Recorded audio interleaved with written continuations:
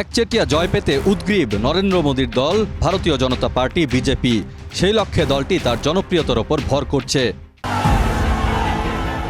ভোটারদের কাছে দলটির বার্তা, দেশে অর্থনৈতিক প্রবৃদ্ধি এনেছেন মোদী, উন্নত করেছেন অবকাঠামো, ভারতের অবস্থানও বিশ্বে করেছেন উন্নত। লোকসভার 543টি আসনের মধ্যে 400টিতে জয় চায় কট্টর হিন্দু জাতীয়তাবাদী দল বিজেপি ও তার মিত্র দলগুলো।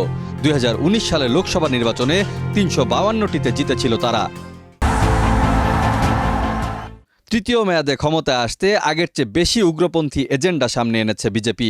গণমাধ্যম, সিনেমাতেও জাতীয়তাবাদ, হিন্দুত্ববাদের ব্যাপক প্রচারণায় ইন্ধন দিয়েছে দলটি।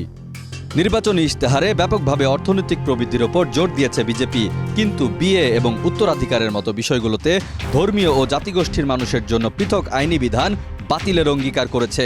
অনেক মুসলিম ও ক্ষুদ্র জাতিগোষ্ঠীর মানুষ বিজেপির এই পরিকল্পনার বিরোধিতা করছে। পরিকল্পনাটি কার্যকর করতে সংসদে কমপক্ষে 2/3 আইন প্রণেতার সমর্থন লাগবে। সংসদে কোনো নীতিগত বিষয়ে বিতর্ক ও মতামত যাতে নাকচ করে দেয়া যায়, শুধু এই জন্যই মোদী বিশাল জয় চান।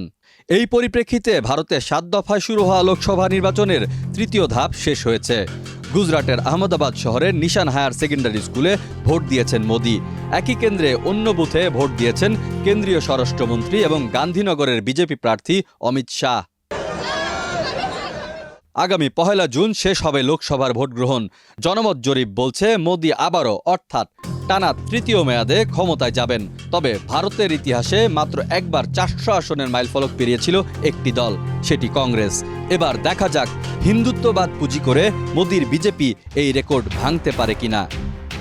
ডেস্ক রিপোর্ট, দেশ রূপান্তর।